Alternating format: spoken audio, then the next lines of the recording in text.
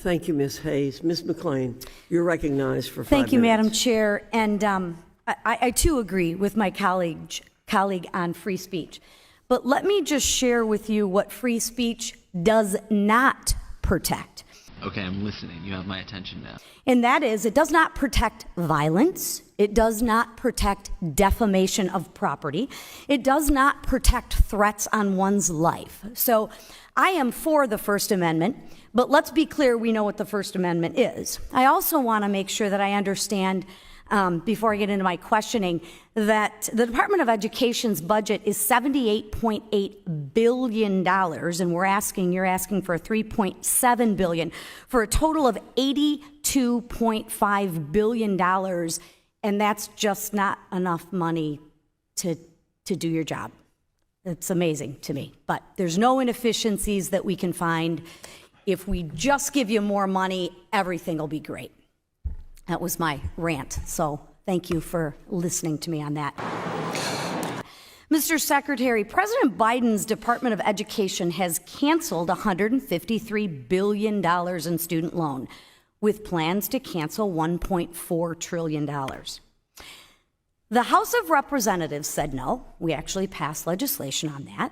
The Senate said no. The Fifth Circuit Court said no.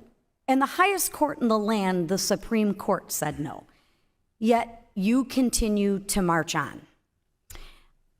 I would like to know what makes you qualified to ignore the majority of Congress and the Supreme Court. Off we go. Thank you, Congresswoman. And let me just repeat, hate has no place in schools. I agree with you. And as the president said, we're not going to condone it. Anti-Semitism on our campuses. Thank you. We can agree on that. For sure. We recognize the higher education system is not accessible, not affordable, and it's broken. And we are working within the law to provide debt relief. The House of Representatives said no, the Senate said no, the Supreme Court said no. Yet you say yes. How is that possible? Oh, here we go. The Higher Education Act gives me authority, and so you alone have the authority? Am I correct on that? Implementation of... You're higher than the Congress, the Senate, and the Supreme Court. No, that's not what I'm saying. Okay. I didn't think that I'll give an example. Public service loan forgiveness, bipartisan bill, passed in 2007. Poorly implemented for 4 years. Only 7,000 people benefited from it. 98% of people were denied. We are implementing... Mr. Cardone, I appreciate that. My question is really simple. What qualifies you to be higher in authority than the Congress, the Senate, and the Supreme Court? I don't believe I'm higher than those groups. But your actions would show that. I'm acting within the law with the Higher Education Act. I would strongly disagree. The Senate would strongly disagree, and the Supreme Court would strongly disagree. I'm confused on rights versus responsibilities. If you have a right to a loan, don't you have a responsibility to pay it back? Yes. Thank you. So you're in agreement with me if you and I make a deal and I say, hey, I want to buy this car, that I should pay that car loan back. Yes. You have a right if I buy a mortgage that I'm responsible, not my neighbor, not the person across the street, but I'm the one that took out the loan. I knew the risks, and I have a responsibility. Why is education and loan forgiveness different? Because I should have a house. Thank you for that question. We have predatory institutions that are preying on students, putting them in debt, and not providing We have slippery car salesmen that are preying on people too, so should we forgive their loans? We have... I'm asking a question. Yeah, I mean, we have bad actors across the board. So if you're a bad actor, under that concept, I should forgive your loan.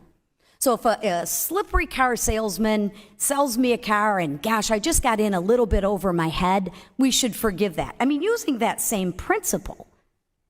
We have a responsibility. I'm asking a question. So are we going to car loans next? If you're a shady character and sell me a bad car loan, the government, well, not the government, you, because you have more authority than Congress and the Supreme Court, we should forgive those car loans too. We have a responsibility. The answer is, of course not. We wouldn't do that because we have responsibilities in this country. And I love how we talk about free education. It's not free. Are the teachers teaching for free? Are the teachers teaching for free? Really simple. I know we struggled with this last time, but no, they're not teaching for free. Somebody's paying for it, and the people who are paying for it are the American taxpayers. If you have a right, you have a responsibility. And shame on you for going over Congress and the Supreme Court. And with that, I'm over. Thank you. Thank you, Ms. McLean. Pursuant to the previous order, the chair declares the committee in recess, subject. Done. Thank you, Madam Chair. Chief, welcome. Good morning. Thank you for your service. And I want to start by thanking the heroic service of the men and women who serve alongside you. We are approaching a solemn anniversary this week, and it is an anniversary of a violent terrorist attack on the Capitol, where we saw the men and women of law enforcement demonstrate incredible courage, incredible bravery, risk their lives to defend the men and women who serve in this Capitol. We are grateful for that courage. We appreciate the selfless sacrifice of the men and women who keep us safe. And I will say, my view is that anyone who commits an act of violence should be prosecuted. Yep. And anyone who assaults a law enforcement officer should go to jail for a very long time. And I think that's a principle that is true regardless of the politics of the violent criminal, whether they are right-wing, left-wing, or they got no wings at all. If you assault a cop, you ought to go to jail for a long, long time. And I hope we get some agreement that that should be true regardless of the political context that ostensibly and purportedly justifies that violence, that we will stand with the men and women of blue. So I thank you for your service. I thank the men and women who served with you for their service. Thank you. As we reflect on what happened a year ago, it is also worth asking, as we have, as this committee has, as Congress has, as I know you have, what could have been done differently? What could have prevented the breach of the Capitol? What could have prevented the riot getting as far as it did? And so let me just start with that question.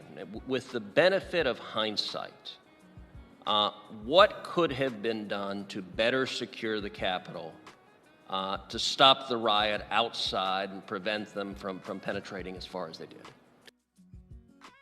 So I think that clearly documented intelligence failures. There were leadership failures within the Capitol Police Department. If folks had, if the intelligence had been acted on the way it should have been, and we would have had enough people here, I think it would have been a different story.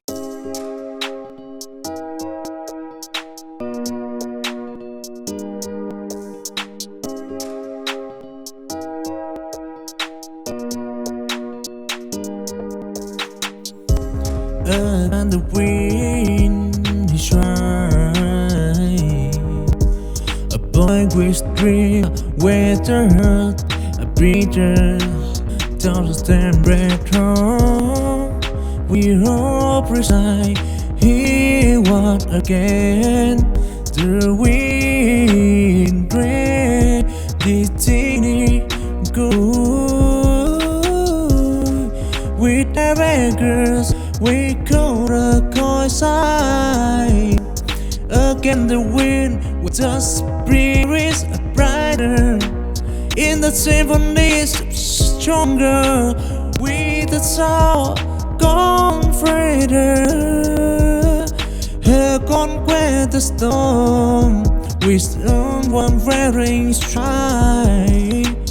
Again the wind, the fray of strength, he broke her, embarrassing life with everything. again the driver, a story of June in the remote night.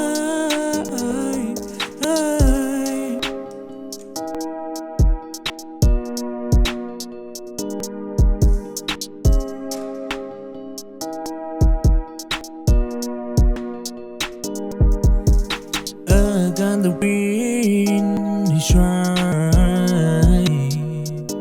A boy with dream, a better heart, a breather, don't stand better.